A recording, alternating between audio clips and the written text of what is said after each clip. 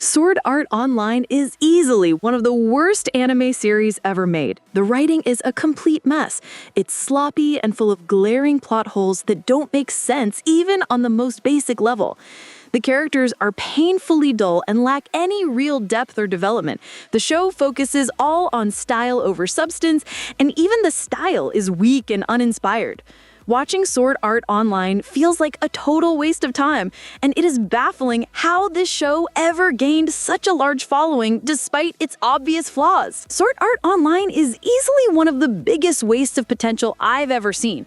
It had the chance to be an amazing story with deep world building and compelling characters, but it falls flat on every level. Instead of delivering a captivating plot, it gets bogged down by bad writing and inconsistent pacing. The characters feel one-dimensional and uninspired, and the show focuses way too much on style without backing it up with any substance. It's disappointing because the premise had so much promise, but the execution just doesn't live up to it. The MMORPG game design in Sword Art Online is absolutely terrible and feels completely disconnected from reality. Anyone who actually plays MMOs should feel insulted by how poorly it's portrayed.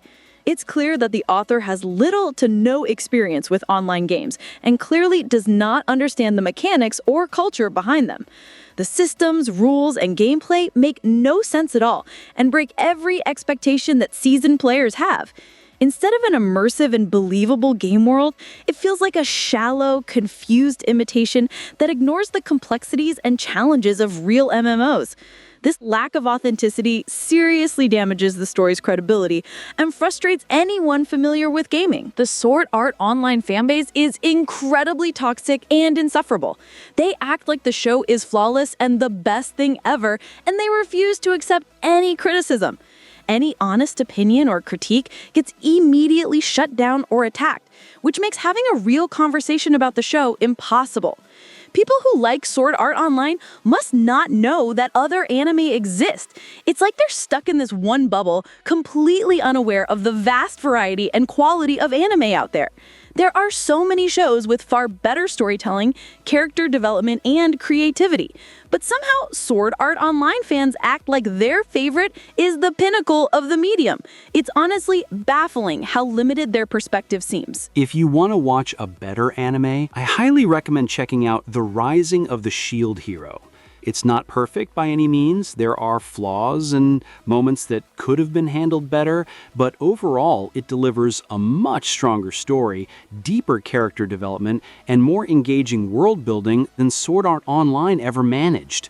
Unlike Sword Art Online, which often feels style over substance, The Rising of the Shield Hero really invests in its characters and plot, making it a far more satisfying watch. If you're tired of the same old tired tropes and want something with more heart and complexity, this is definitely the show to try. The characters in The Rising of the Shield Hero are way better. They feel more fleshed out and relatable, with real growth and depth throughout the series. Unlike in Sword Art Online, where many characters can come off as one-dimensional or just there to serve the plot, Shield Hero gives you personalities that evolve, face real challenges, and make choices that matter. This makes it much easier to get invested in their journeys and care about what happens to them. The story is also easy to follow and avoids unnecessary complications. It stays focused on the main plot without getting lost in confusing side quests or filler episodes. This clear storytelling makes it much more enjoyable to watch and keeps the pace steady, so you're always engaged without feeling overwhelmed or bored. The game design in The Rising of the Shield Hero world isn't perfect, but it's much better thought out than Sword Art Online. The mechanics feel more logical and consistent for the most part, and the way the system impacts the story and characters makes a lot more sense. It shows that the creators have a better understanding, which makes the whole experience feel more immersive and believable. Skip Sword Art Online and just watch The Rising of the Shield Hero instead.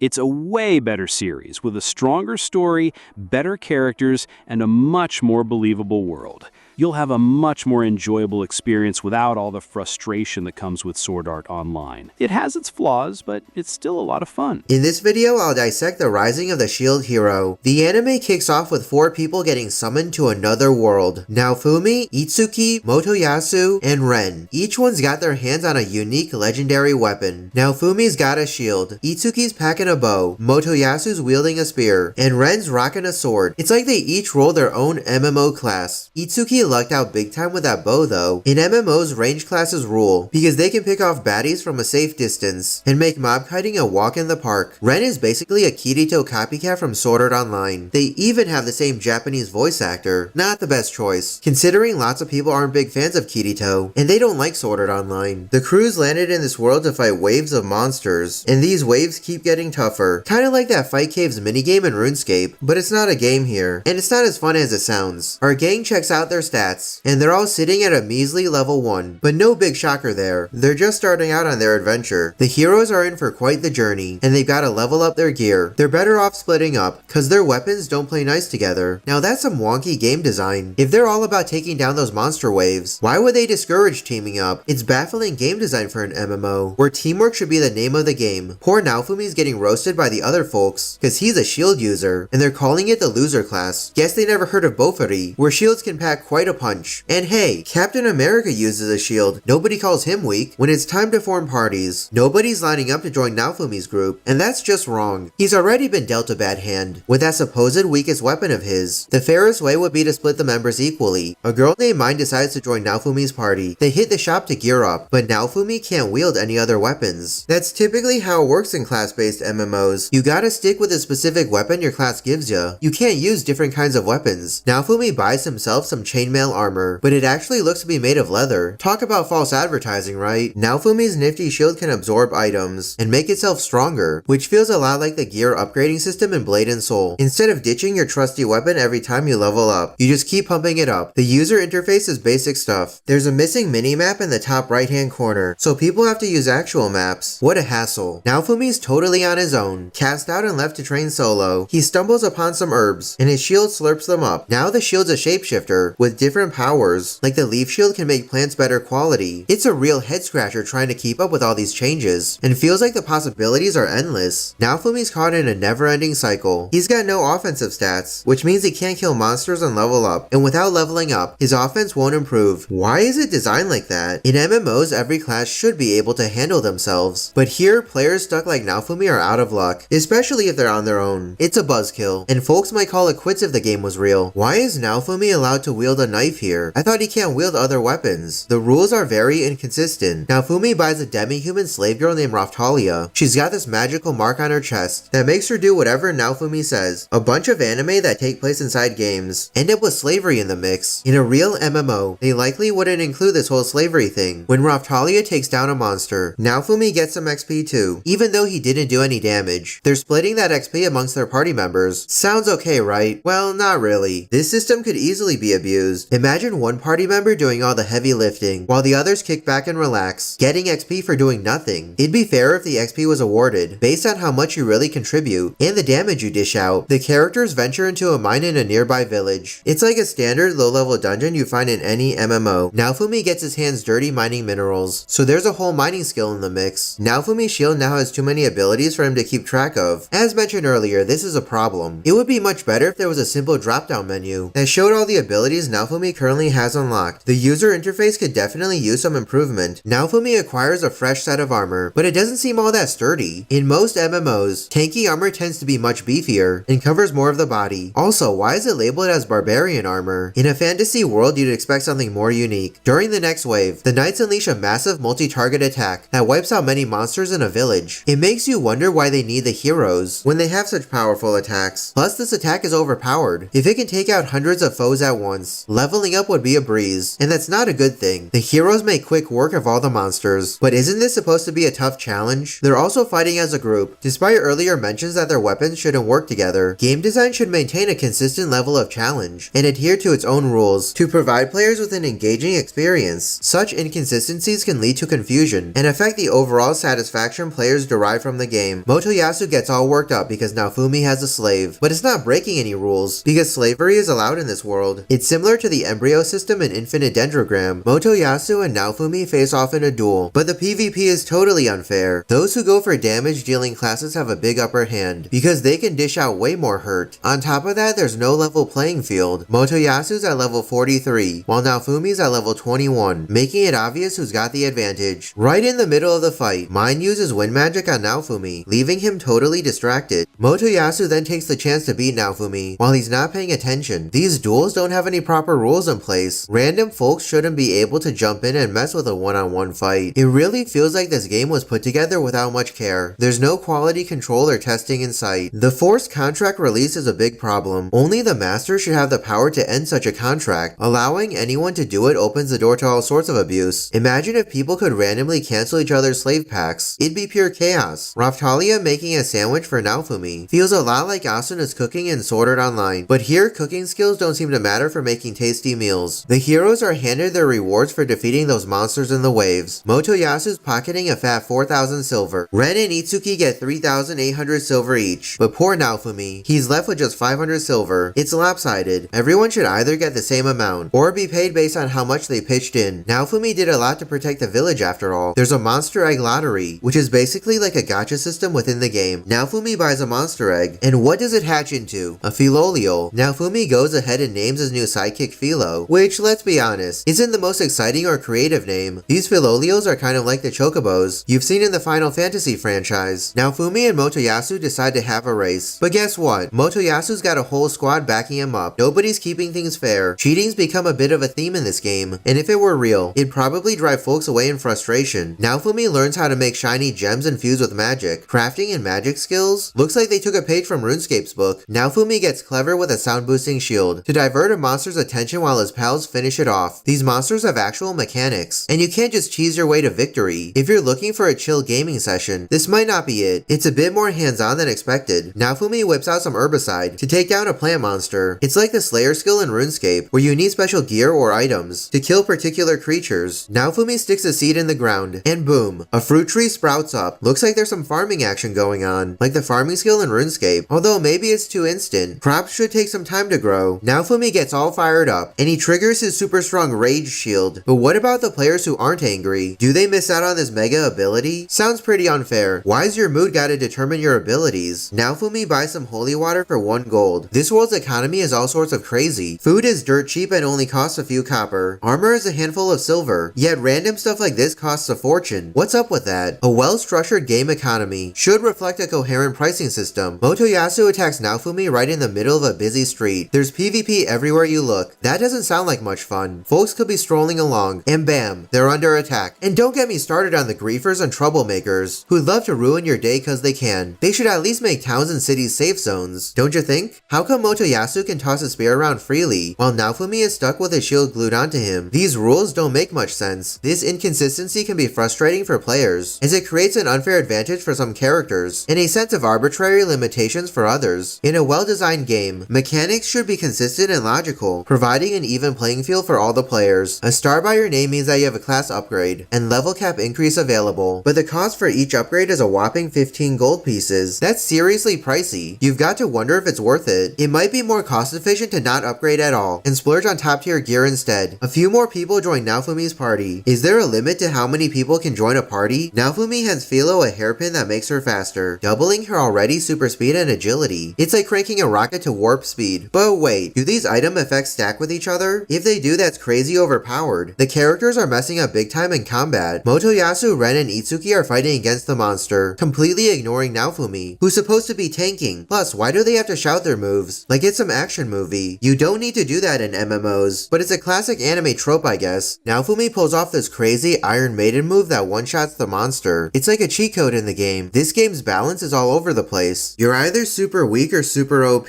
There's no in between. Out of nowhere, a lady named Glass pops in, and Naofumi doesn't know what level she is. It's kinda ridiculous that you can hide your level in this game, especially when PvP is such a big deal. You gotta know what you're up against before before diving into a fight. Glass takes down Motoyasu, Ren, and Itsuki like it's nothing. She's way too strong. It's not fair that one player can dominate everyone like this. The PvP balance in this game is all out of whack. If it were a real game, there'd be tons of complaints for sure. So in this world, they've got deep fake tech that alters recorded footage and holograms to play that footage to people. It totally ruins the whole vibe. We signed up for fantasy, not sci-fi. Mind spreading this ridiculous rumor that Naofumi's got a brainwashing shield. Why would such a thing like that be in the game? If he had one, Naofumi wouldn't be in this mess in the first place. It's plain silly. Game design should ensure that items and abilities are introduced in a coherent and balanced manner, avoiding such abrupt and illogical revelations that can strain players' suspension of disbelief. The gang heads to a new area. Naofumi's worried the food could be poisoned. If this was a real game, players could log out and grab a real-world snack to eat. No worries. It's the same deal in Sword Art Online. The whole poison food thing only adds drama, cause the characters are stuck in the game and they gotta eat to stay alive. Naofumi's gang wrecks a mansion, showing that players can trash someone else's place. Sounds like a recipe for disaster. Imagine chilling, and some troll comes along and smashes your crib for fun. Some things should be off limits. Even Sword Art Online did it better, by making certain things immortal objects. Naofumi's got this knack for opening locks with a touch. How's that supposed to work? In a world that's all about keeping it real, he should need some sort of lock-picking skill, right? A guy unseals this crazy monster. Why didn't they kill the monster instead? It's almost like these seals are there for people to mess with later. And who puts a random seal like that smack in the middle of a town? It'd be way more logical to stash it in some dungeon or whatever. Naofumi gets stuck in this super strong magic field. He can't use his shield's transmutation ability. If anyone gets caught in that magic trap, they're basically helpless. Totally not fair. In a well-designed game, challenges should be difficult, but offer players opportunities to overcome them, rather than subjecting them to unavoidable and disempowering situations. Victoria drops a bombshell. These world-shaking monster waves hit everywhere. And get this, each hero's gotta protect a whole country during these waves. It's like sending a newbie into a hardcore boss fight in an MMO all alone. Philo gets a cowlick and all of her stats get boosted. Even though she's supposed to be stuck at her level cap, why have a level cap if people can keep getting stronger anyway? Kind of defeats the purpose, doesn't it? Naofumi deploys his trusty shield skills to endure a super strong judgment attack. How are regular players supposed to survive this? They're nowhere near as tanky as Naofumi. And if the people of this world can dish out such mega attacks, why bother with heroes to fight the waves? Just unleash the judgments on those monsters. The Pope wields a weapon that can mimic the legendary weapons and switch between them at will. This begs the question, with gear like this around, why bother with the 4 heroes? The people of this world could probably handle those waves. Sure, the weapon costs a lot of mana to use, but there are plenty of people around to power it up, so that shouldn't be an issue. Naofumi and Motoyasu reluctantly team up to take down the Pope. Looks like they borrowed a move from Batman v Superman Dawn of Justice and Godzilla vs Kong. Ren and Itsuki team up with them too, turning it into a full-on Avengers-style gathering. Naofumi tries to use a curse on the Pope, but it fails inside the cathedral. The PvP system here is really unfair. Abilities that completely nullify others shouldn't exist. It tips the scales too much, making battles feel less about skills and tactics, and more about who possesses the right counter abilities. Naofumi defeats the Pope with an incredibly powerful blood sacrifice move. It feels a bit excessive, doesn't it? The 4 heroes weren't able to defeat the Pope, and suddenly Naofumi can finish him off with a single attack. The balance in this game needs some serious work. It makes fights less exciting when they're decided by one big move. There's an archipelago with bonus XP, but it only appears once a decade, creating a fear of missing out situation in the game. This could really take a toll on the player's mental health. Game designers should aim for a balance that promotes enjoyable and healthy gameplay experiences, rather than exploiting players' anxiety about missing out on temporary in-game rewards. Motoyasu talks about this weapon copy system, where you can clone weapons that match your weapon's type. Why is that a thing? Allowing players to easily duplicate powerful weapons could disrupt the in-game economy, making rare and valuable items lose their worth. Ren points out that the weapons automatically make stuff for you. In most MMOs, you'd click and let the game do the crafting, so this system isn't super overpowered. Just a time saver since you don't have to do everything by hand anymore. Itsuki spills the beans about a teleport skill that lets you instantly travel to places you've been to before. It's a bit of a bummer that Naofumi wasn't in the know about this from the start. A tutorial at the beginning would have been great to fill players in on the basics. Otherwise, players like Naofumi will waste lots of extra time doing stuff they shouldn't have to do. Naofumi uses the weapon copy system to clone a heap of shields. The shop owner's furious, crying foul for forgery and theft. This is why that system's all messed up. You don't have to buy any weapons anymore. Naofumi's cracked the code. If you believe a system's real and other people are using it, then bam, it's unlocked for you too. But hold on, doesn't that mean the game's got no solid rules? That sounds busted. Players could believe all sorts of crazy things into existence. Total chaos. There are loads of adventurers on this archipelago due to the bonus XP. They lay down some basic rules, like no stealing each other's kills. That's standard MMO manners, you know? Nobody likes getting crashed. Taking out these easy peasy trash mobs in a single hit rewards a boatload of XP, and there's an infinite respawn. This training spot is way too much. Even without the bonus XP, it's like shooting fish in a barrel. They ought to slap a little waiting time between respawns, or else players will be swimming in XP before they know it, and they'll be leveling up way too fast. Once the gang hits level 70, the XP starts to crawl like a snail. It's logical. The higher you climb, the steeper that mountain gets. Like in RuneScape, level 92, that's half the XP needed for level 99. Naofumi finds himself in the line of fire when one of his party members launches an attack, but strangely he comes out unscathed. It turns out that this game has a no friendly fire policy. That's a relief, as it prevents players in the same party from messing with each other or accidentally causing harm. The characters take a dive underwater, revealing that this game includes a swimming feature, although it's kinda strange how the characters are stuck. Wearing those goofy penguin outfits with Santa hats, it adds a touch of whimsy to the otherwise serious world. Naofumi faces an opponent named Lark. He has a special ability that deals more damage the higher the target's defense is. This ability is overpowered, not just against Naofumi, but also when facing high-level boss monsters. Overall, the Rising of the Shield Heroes game design, if brought to life, would receive negative reviews from the gaming community due to severe balance issues, inadequate explanations of mechanics, inconsistent rules, and unsatisfactory PvP. The arbitrary in-game economy and lack of player agency further hinder the gaming experience. If you enjoy the video, give it a thumbs up and subscribe for more exciting content. I'm always eager to hear your suggestions for other MMO related anime to explore in future videos, so drop them in the comments below. Thanks for tuning in, and I'll see you in the next video. In this video, we'll dissect The Rising of the Shield Hero. Season 2, a girl named Rishia joins Naofumi's crew, and she's sporting a goofy penguin getup to beef up her stats. It's kind of baffling why nobody else is rocking the same outfit, considering it could help you mow down monsters quicker for that sweet XP. Philo's got this cool cowlick thing going on that lets her chat with Victoria telepathically. In MMOs, players can simply slide into each other's DMs from anywhere, so this isn't really a game changer, although it's unfair how Philo is the only one who gets to do this. Naofumi busts out a tornado shield that wipes out a bunch of enemies in one go. One player crushing that many enemies at once seems like a bit much. The gang faces off against this gigantic spirit tortoise, and it's basically like a world boss that you'd find in your usual MMO, but instead of the adrenaline-pumping battles we'd hope for, all the excitement is drained out, leaving us with a boring slog. Once the spirit tortoise gets pinned down, it switches to long-distance attacks. Talk about playing dirty. It's one thing to be a tough opponent, but switching to cowardly tactics, that's plain frustrating. To take down that spirit tortoise, you gotta dive into its guts and smash its heart. Sounds like a whole load of unnecessary trouble. These boss fights make you jump through too many hoops for the win. It's not the kind of fun you signed up for. Raftalia whips up some magic to blow away those adventurers' disguises and expose their real selves. Feels kinda unfair. People should have their privacy, and disguises are there for a reason when they're out and about. Deep inside the spirit tortoise, our characters discover a dragon hourglass and a soul count on Naofumi's display. The goal is to fill the hourglass to create a protective wave barrier, but the heroes were summoned to this world to stop the waves, so killing the spirit tortoise is an odd objective since they want the waves to be prevented. This confuses the players and muddles the purpose. It's a head-scratcher that might leave players questioning the game's logic. As the characters venture deeper, they uncover the heart of the indomitable spirit tortoise, launching an all-out assault to obliterate it. Despite decapitation and heart destruction, the colossal creature persists in its unholy existence. How are players supposed to conquer this monstrous foe? In a real gaming scenario, players will probably abandon the fight altogether. The needlessly complex and convoluted path to victory detracts from the supposed thrill of vanquishing mighty adversaries. Turns out, Osthorai is the spirit tortoise. Killing her early on could have saved countless lives and a lot of time. But wait, skipping a boss fight by offing an NPC could lead to chaos. Players might start an NPC killing spree to breeze through the game. Not the best game design. The spirit tortoise's heart and head grow back. You gotta destroy them both at the same time to win. Annoying, right? It's a frustrating boss battle. Not the good kind of challenging, just irritating. The gang's up against a dude named Kyo. This guy's all about over-the-top area attacks. Seriously, it's like they gave him the cheat codes or something. It's the same old story with this game. Balance? Nah, it's all lopsided. Kyo takes down the whole crew and he's flying solo. In a real game, how could anyone stand a chance against this guy without getting creamed? It's like fighting a tank with a pea shooter. You won't believe it, but Rishia somehow manages to shake off Kyo's gravity trick. It's a head-scratcher, really. Kinda like how Asuna broke free from Heathcliff's paralysis in Sword Art Online, probably thanks to the power of love or whatever. Philo's doing that Naruto run thing. It's like the assassin walk animation from RuneScape. Rishia suddenly taking on Kyo by herself is pretty confusing. Not long ago, the characters were having a hard time fighting against Kyo as a team, and now Rishi is acting like a one-person army. Where did this unexpected power surge come from? It's puzzling. Just when you think the barrier's down, Kyo pulls out a backup plan. The Spirit Tortoise seems to be unbeatable. If this was a real game, most players would have thrown in the towel by now. It's not fun when a boss fight seems like it's never gonna end. When Naofumi attempts to unleash his curse shield, it fizzles out because he's not angry enough. Why should your mood decide how strong your weapons are? It's a pretty messed up mechanic if you gotta make players angry and hateful to be powerful. Naofumi gets a special pass to enter another world from Ost, but it feels like a side quest that's wasting time. Weren't the heroes summoned here to deal with the waves? Going off to other worlds is a pointless distraction. And how does Ost have the ability to let players travel to other worlds? These skills come out of nowhere, with no explanation. In this new world, Naofumi gets a fresh shield, and he's back to level 1. Raftalia turns into a kid again, basically hitting the reset button on everything. Honestly, in a real game, who'd bother with other worlds if it means losing all of the progress that you worked hard for? It's like they're actively pushing players away from trying them out. What's the deal with that? It's not very tempting. The characters have to defeat monsters to earn XP. They're back to square one. It's like starting a new character in a regular MMO. Most players would probably rather switch to a different game than go through all that grinding again. Suddenly, a super tough Kappa shows up, way too high level for the players to take on. It's weird how these super strong creatures hang out in the same spot as the easy ones. You'd expect to find high level mobs in a different area, not right next to the newbies. Our gang bumps into this girl named Kizuna, who's the hunting hero. These class choices are bizarre. Imagine a whole class for hunting. It doesn't quite add up, especially if this was a real MMO. Naofumi's shield and defense stats are going haywire. Looks like this game's got its fair share of bugs and glitches. Quality assurance testing doesn't seem like they bothered with that. It's a pretty rough and unpolished game. Kizuna's weapon is one of a kind. She can attack other people, but it doesn't do any real harm. What's the deal with that weapon? Kizuna's better off using her fists. And who came up with this weapon? In a one-on-one PvP showdown, Kizuna would be in big trouble. Kizuna reveals that they're stuck in a never-ending, time-twisting maze and there's no escape. She's been trapped here for years with no exit in sight. What's the point of something like this? If it were a real game, players caught in this endless lockup would quit and play a different game. It only makes sense in the show because folks can't hit the logout button. They've got an Egyptian zone in this prison, but it's supposed to be a make-believe fantasy world. The characters reach the end of the map, but there's nothing there. It's like the game designers forgot to finish it. That's some lousy game design. If this was for real, players would be fuming over this half-baked, bug-riddled mess. Naofumi does something sneaky. He plants a seed that glitches them into the next area. It's like he's exploiting a bug in the game. If this was a real game, Naofumi would probably get the banhammer for breaking the rules. It makes you wonder why Kizuna, who's been stuck here for ages, didn't come up with this trick. Naofumi cracked the code in no time. The hourglass lets the heroes teleport to different spots, but regular people can't use it. It's pretty unfair, and it'll make the other players super mad. Players who can't use the hourglass will complain and rage quit. The people in this country are all dressed like they're from Japan. It's a total immersion breaker. It's a fantasy world. It shouldn't be similar to the real world. The money in this place resembles old Japanese currency. The writer lacks imagination if they're copying stuff from the real world. Naofumi sells a bunch of potions for money. It's like being a top-tier player in an MMO who can craft exclusive stuff others can't, akin to Blue Rose 13X in RuneScape, who monopolize the crafting of coveted rune items, amassing rapid wealth in the game. Naofumi misses out on XP since Kizuna is in the party. With two heroes, one gets left out when it comes to XP. It's a bummer for teamwork, and it might push players to go solo instead. Not a great game design move. Naofumi and Kizuna exchange items from their worlds, and it scores them heaps of XP. It's overpowered. Imagine collecting items from your world, hopping over to another one, and trading with someone else to level up super fast. If this was a real game, players would make alt accounts for this. The characters buy some weapons and armor that resemble samurai and ninjas. It's uncanny since this is meant to be a fantasy world. The characters reach the hourglass and use it to teleport, but somehow Raftalia gets left behind. There's no way for players to cancel the teleport once it starts, which could be a major headache if they forgot something or someone. Kizuna can't bring everyone back, and it seems like they've blocked the teleport from the other side. This is a major drawback. In a real game, players could easily grief others by turning off the hourglass and leaving them stranded in different places. Philo's been nabbed by a slave trader, but it doesn't add up. If Raftalia turned into a kid again, Philo should have gone back to being an egg. Naofumi's back to being the outcast, and that's not what players want. They're looking for fresh experiences, not the same old story. story repeating. Kizuna's got a penguin Shikigami named Chris. So there's a pet system in this game, which sounds cool, but why can't players pick the appearance of their own pets? Ethnobalt is the boat hero. These weapon choices are getting weirder. We've gone from hunting gear to a boat weapon. They've got electricity up and running. It's like they tossed immersion out the window. We signed up for medieval fantasy. The characters find Philo, but she's stuck in a cage with servant crests all over it to stop her from transforming. Why do they put stuff like this in the game? It's a buzzkill for players if they can't let their companions go epic and transform. Raphtalia ends up in a prison cell that saps her powers. The more she tries to use her powers, the faster they disappear. It's a surefire way to frustrate players. Raphtalia gets picked as the katana hero. Why is there a special katana class in this world? It's like a super niche version of the regular sword hero. Raphtalia becomes a katana master super quickly. Isn't that too easy? The other heroes had to train hard to get good. They weren't masters from the get-go. Kizuna says she's here to battle the Emperor Dragon. It proves that this side quest is a total waste of time. Naofumi is all about tackling those waves, but now he's goofing around in this world. The gang hits up a shop, and the owner checks out Raphtalia's katana. But the heroes aren't supposed to be able to remove their weapon from their body. PvP is a free-for-all in this world, and that's a total downer. Imagine going about your business and getting attacked out of nowhere. You can never let your guard down. They should have made places like towns and cities safe zones, but nope, no rest for the weary. Naofumi acquires a new set of armor, but it's essentially a recolored version of his old gear. It's the laziest move you can pull in an MMO. Philo gets a fresh outfit that gives her a tiny attack boost. Seems like everyone should be wearing the same thing to juice up their attack power. Naofumi recalls his past life when he used to play games. But why does his in-game character look exactly like him? They've got a mirror hero here too. The weapon choices are getting stranger. Naofumi uses the mirror weapon to defeat Kyo. The heroes shouldn't be able to wield other types of weapons. Kizuna attempts to row out to the horizon, but guess what? There's an invisible barrier blocking her way. They've got those pesky invisible walls. Kizuna draws a face on a ball, then she starts talking to it. They're basically pulling a Wilson from that Castaway movie. Overall, the Rising of the Shield Hero Season 2's game design falls short of providing an enjoyable and engaging gaming experience. Its lack of balance, bizarre weapon choices, inconsistencies, and shifts in world building make it a less than desirable game. Additionally, I'll explain why the character Renamaki is similar to Kirito from Sword Art Online. The Rising of the Shield Hero is one of the newest anime in the isekai subgenre. It's quite popular and a lot of people seem to really like it. There's actually a big Sword Art Online Easter egg in the Rising of the Shield Hero. Did you manage to notice it while you were watching the show? The Easter egg is actually not a background detail or hidden reference. It's a character, Renamaki the Sword Hero. I'm a high school student and I'm 16 years old. He's 16 years old, he has black hair. He dresses in all black, he prefers to be a loner. And he's voiced by Yoshisugu Matsuoka in the Japanese dub. Who does that remind you of? Oh yeah, it's Kirito, the protagonist of the Sword Art Online series. Kirito is also exactly 16 years old by the end of the Aincrad arc. He has black hair, dresses in all black. He prefers to be a loner and he's voiced by Yoshisugu Matsuoka in the Japanese dub. Additionally, Kirito uses swords just like how Renamaki is the sword hero. Coincidence?